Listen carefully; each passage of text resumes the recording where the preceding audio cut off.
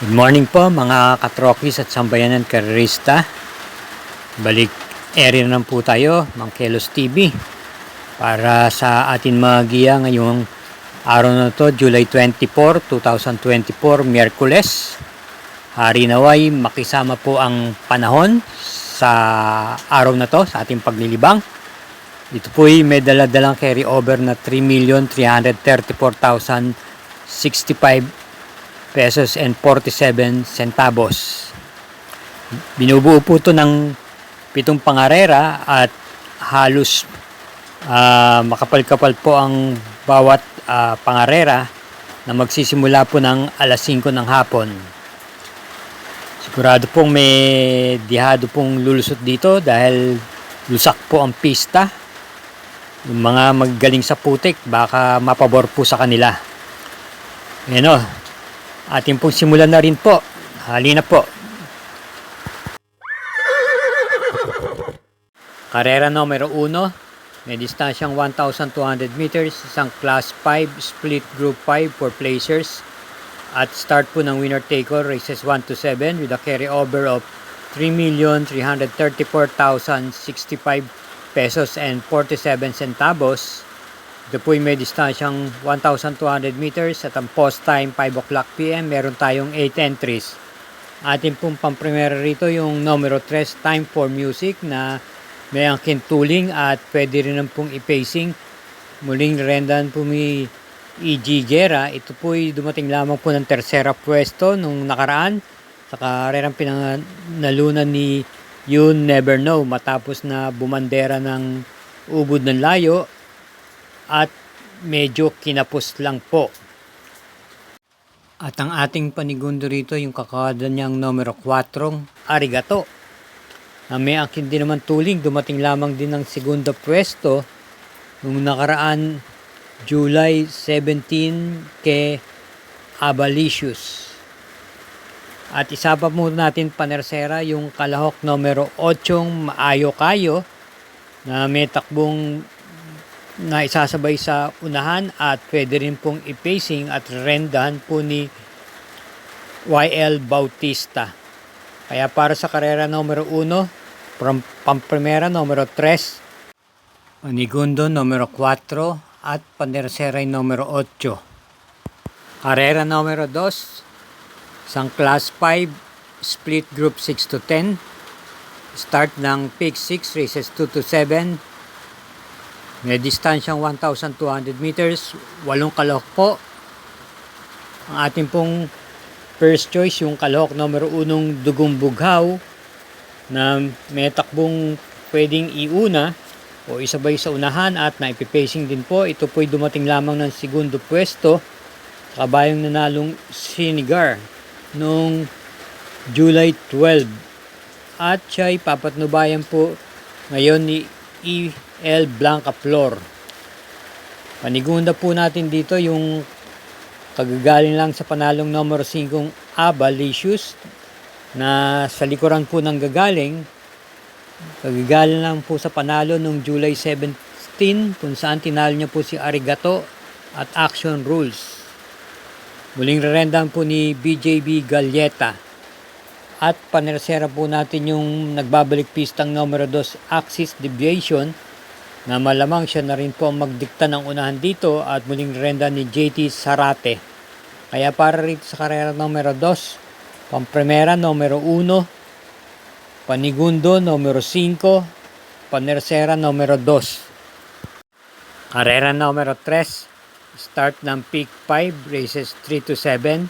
Isang class 5 split group 6 to 10, distance 1,200 meters. At meron 8 entries dito.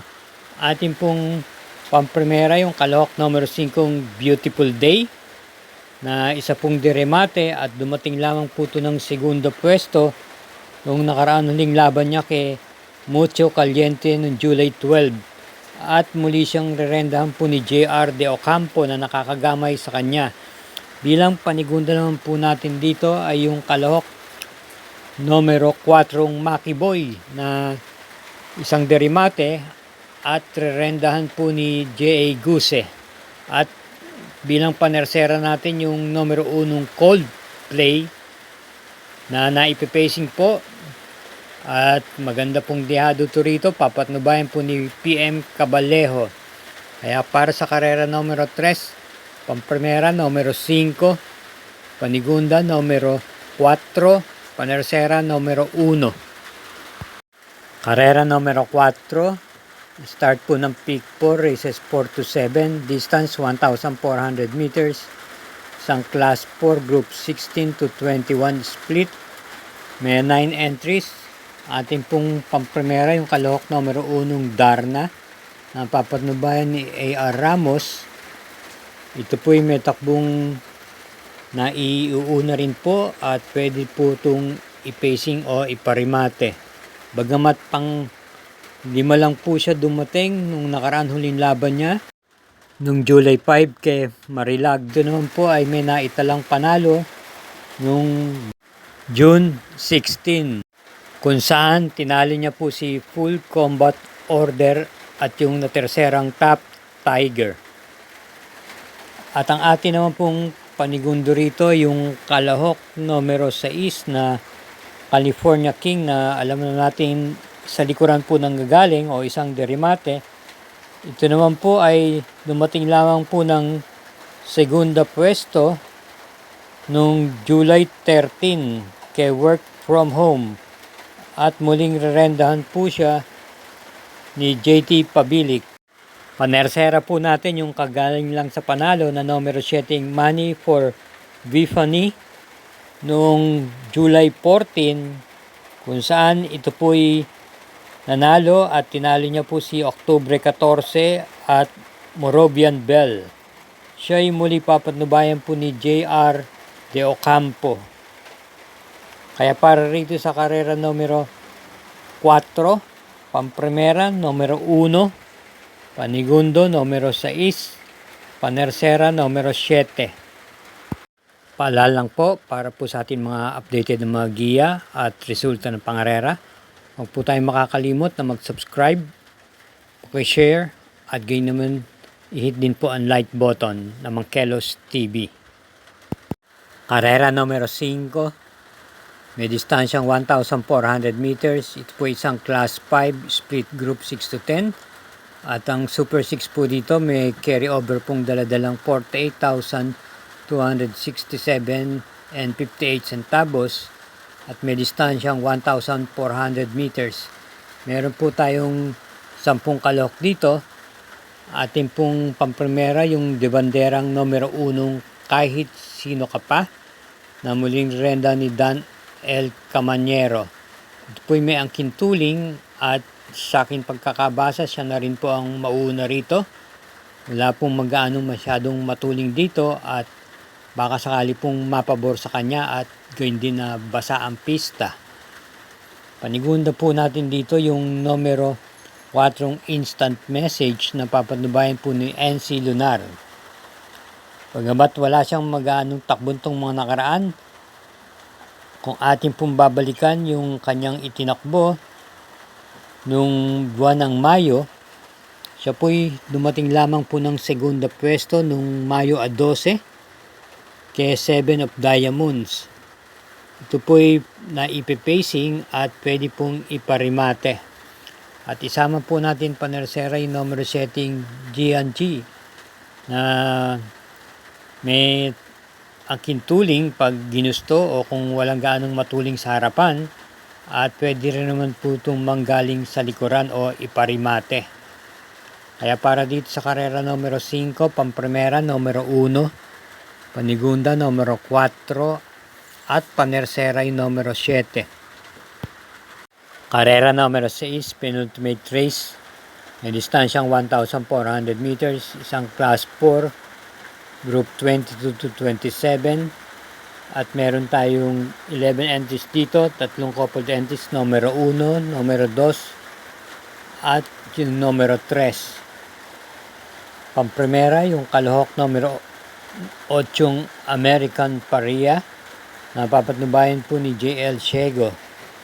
Ito po'y may angkin tuling at pwede rin pong ipacing base sa kanyang mga itinatakbo. Siya'y dumating lamang ng kwarto pwesto noong July 14 sa karerang pinanunan po ni Shanghai Silk at ni segundong Uticus at ni terserang Wild East to Win. Papatnubayan po siya muli ni Joel Sego Jr. sa karerang ito.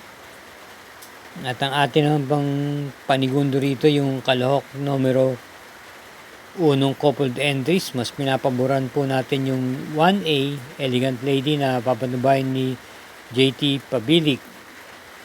Ito po ay isang derimate. At ang atin naman pong bilang panersera rito, isama po natin yung kalahok numero 3 na coupled entries, Jana Silver, Megan Maxine, na maganda po ang kombinasyon. Yung Jana Silver po may aking bilis, at samantalang kakwada niyang Megan Maxine naman ay sa likuran ng gagaling o isang derimate.